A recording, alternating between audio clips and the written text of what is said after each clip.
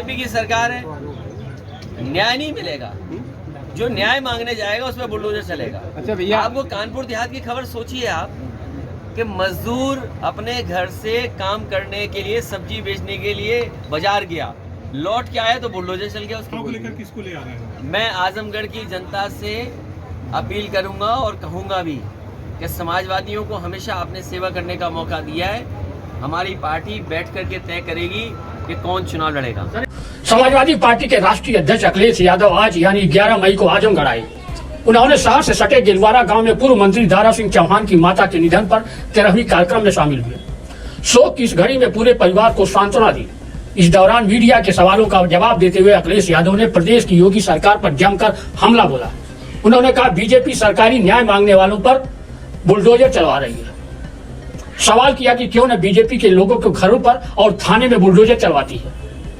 अब आगे देखिए सपा मुखिया अखिलेश यादव ने अन्य मुद्दों पर क्या कहा। दारा सिंह चौहान जी के परिवार के कार्यक्रम में मैं शामिल होने आया हूँ। 13वीं का कार्यक्रम है। इनके परिवार के बीच में थोड़ा आईडी नीचे करिए। इनके माता जी और पिता कुछ वर्ष पहले फोटो बहुत अच्छी नहीं रहे, जिसके कारण ये कार्यक्रम भी नहीं कर पाए। आज इन्होंने इस कार्यक्रम में शामिल होने का मुझे मौका दिया। हम सभी समाजवादी लोग इस कार्यक्रम में शामिल होने आए। और राहत मिल गई थी हाईकोर्ट से, उसके बाद उत्तर प्रदेश सरकार ने एक और मुकदमे में फंसा दिया, जिसपे सुप्रीम कोर्ट ने फटकार लगाई और कहा लगातार इस तरह का देखा जा रहा है, 17 को अगली सुनवाई होनी है। मुझे उम्मीद है कि जिस तरीके से माननीय सुप्रीम कोर्ट और हाई कोर्ट में बहस चल रही है, बहस भी पूरी हो चुकी है। बहुत जल्दी आगे आजमगढ़ साहब बाहर आएंगे और सरकार की लगातार ये कोशिश रही है कि उन पर इतना दबाव हो, कानूनी इतना शिकंजा रहे कि वो बाहर ना निकल पाए। हमें उम्मीद है, समाजवादियों को और पूरी जनता को उम्मीद है कि उनके साथ न्याय होगा। अखिलेश जी, केंद्र सरकार ने एक टिप्पणी की है कि जिस तरह से सरकार है, जिस समय किसान निधि का फैसला लिया गया था, सरकार नहीं चाहती है किसानों को सभी को मिले। जिस समय योजना बनी थी वो सभी किसानों की मदद के लिए योजना बनी थी, क्योंकि इनके पास बजट नहीं है। ये सभी किसानों को नहीं देना चाहते हैं, इसीलिए समय समय पर ये जांच कराते हैं जिससे इनका बजट ज़्यादा खर्च ना हो। सर, पूर्वांचल एक्सप्रेसवे पे चलकर आए और एक ट्वीट भी आया है कि वहाँ रास्ते में गड्ढे हैं, तो क्या कहना चाहेंगे? हमारे एक साथी ने बुलडोजर की बात की। कानपुर देहात में गरीब अपना काम करने गया, मजदूर सब्जी बेचने गया, जब घर लौटा तो उसका बुलडोजर से घर तोड़ दिया गया। ये सरकार बुलडोजर चला करके डराना चाहती है, और खास करके मुसलमान भाई और खास करके जो उनके दल के नहीं हैं, उनके ऊपर बुलडोजर चल रहा है, चिन्हित करके बुलडोजर चल रहा है। यहाँ पर एक यूनिवर्सिटी है जिसका सम्मान न केवल आजमगढ़ में है, प्रदेश में है, देश में अशरफिया यूनिवर्सिटी का, और इंटरनेशनल यूनिवर्सिटी है जिसकी पहचान एक अलग है। कब की बाउंड्री बनी हुई, कब का जगह बनी उनके हाथ में, उनके यूनिवर्सिटी में शामिल थी, लेकिन आज बुलडोजर लेकर के चली गई। सरकार ये क्यों भूल जाती है कि देश कानून से चलना चाहिए, संविधान से चलना चाहिए। और ये अगर बुलडोजर चलने लगेगा तो सबसे ज़्यादा गैर कानूनी अगर घर किसी के बने हैं तो भारतीय जनता पार्टी के बने हैं। मैंने अभी एक जिले की जानकारी की, बरेली का सबसे पॉश इलाका, जिसमें सबसे ज़्यादा अगर नक्शे ना पास करा करके घर किसी के बने हैं तो भारतीय जनता पार्टी के लोगों के बने हैं। क्या भारतीय जनता पार्टी अपने घरों पर बुलडोजर चलवाएगी? एक थाने में एक बेटी के साथ बलात्कार हो गया, क्या थाने में बुलडोजर चलेगा? गठबंधन को लेकर काफी चर्चा, ओम प्रकाश जी का मानना जा रहा है कि बीजेपी के संपर्क में है, कई बार ऐसी चर्चा। देखिए, ये चैनल की चर्चाएं हैं, चैनल पे क्योंकि सरकार की चर्चा नहीं करनी है उन्हें। अच्छा भैया, इसलिए ये चर्चा विपक्ष के लोगों पे चलती है। जहां ओम प्रकाश राजभर जी का सवाल है, कल बताओ उनके खिलाफ नारे लगाए कि नहीं लगाए? ये पॉलिटिकल लीडर्स को इस तरह कर घेरेंगे आप, पॉलिटिकल लीडर्स को किसी घर में नहीं जाने देंगे, आप किसी कार्यक्रम में शामिल नहीं होने देंगे, तो फिर लोकतंत्र कहाँ बचा? और हम तो ये सरकार से कहते हैं इतनी गरीबी, बेरोजगारी, महंगाई बढ़ी है, क्या गरीबी, बेरोजगारी, महंगाई पे बहस नहीं होनी चाहिए सर दिन पे और आज अगर राशन हटा लो, क्या अपने देश की हालत श्रीलंका जैसी नहीं है? अगर आज राशन हटा ले सरकार, जिस दिन राशन हटा लेगी, हो सकता है भारत की भी स्थिति वही हो जो श्रीलंका की है। ये लोग वो कहते थे कि हमारे रुपया ताकतवर बनेगा, आज रुपया कहाँ पहुँच गया? क्या इस बात की चर्चा नहीं होनी चाहिए? हर नौजवान पढ़ लिख कर के भी नौकरी नहीं पा रहा है, रोजगार नहीं पा रहा है। पिछला जो 5 करोड़ का MOU किया था सरकार ने, जमीन पर कुछ नहीं उतरा, नौकरी रोजगार नहीं। अगला तैयारी चल रही है कि एक और आयोजन होगा जिसमें MOU साइन होंगे, फिर सपना दिखाया जाएगा।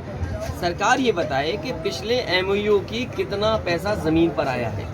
सरकार का रिव्यू किया जा रहा है, आपने ट्वीट किया था। घोटाला की जांच चल रही है, ये जानबूझ करके सरकार पर बजट नहीं है, पैसा नहीं है, किसानों को नहीं देना चाहते हैं और इसी तरीके से राशन के ये तरीका ढूंढ रहे हैं कि राशन गरीबों का कैसे बंद किया जाए। सर पूर्वांचल एक्सप्रेसवे की गुणवत्ता पे क्या कहेंगे? ये पूर्वांचल एक्सप्रेसवे को इन्होंने खराब कर दिया। मैंने कई बार कहा और फिर कहता हूँ, आप बीजेपी से कैसे उम्मीद कर सकते हो अच्छे एक्सप्रेसवे बनाने की? ये पूर्वांचल एक्सप्रेसवे देश का सबसे अच्छा एक्सप्रेसवे होता, सबसे अच्छी राइडिंग क्वालिटी होती। इन्होंने सेफ्टी और सिक्योरिटी के साथ खिलवाड़ की है।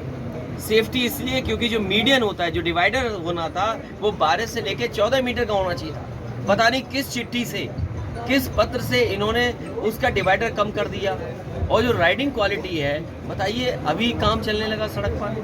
अगर आप भूल जाएं कि आप पूर्वांचल एक्सप्रेस में और आपको याद रहे कि आप आगरा लखनऊ एक्सप्रेस में हैं, तो हो सकता है आपकी कमर या सर गाड़ी से टकरा जाए, छत से टकरा जाए। भैया ये राज ठाकरे का बीजेपी की सरकार है, न्याय नहीं मिलेगा।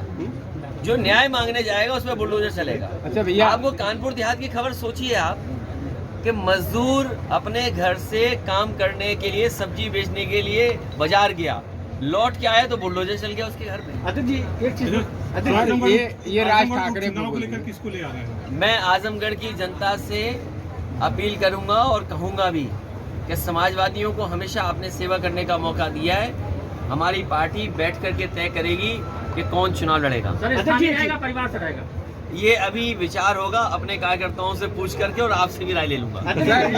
ये मुकदमों का दुरुपयोग कर रहे हैं, इस पर समीक्षा करनी चाहिए, आपका क्या कहना है? ये जब से भारतीय जनता पार्टी की सरकार बनी है, अपने पॉलिटिकल लोग जो उनके खिलाफ हैं, जो पॉलिटिकल लोग हैं, उनके ऊपर इस तरह के मुकदमे लग रहे हैं। मैं बधाई देना चाहता हूं कि ऐसा फैसला आया है कि इस तरह के मुकदमे ना लगें और राजद्रोह जैसे गंभीर मुकदमे जो लगाए जा रहे थे, ये भारतीय जनता पार्टी जब से सरकार में आई है, इस कानून का ज़्यादा दुरुपयोग हुआ है। मुझे नहीं लगता कि कहीं भी सरकारी खरीद आजमगढ़ में हुई होगी गेहूं की। ये गेहूं आड़तियों के माध्यम से देश की 5 कंपनियों ने पूरा गेहूं खरीद लिया।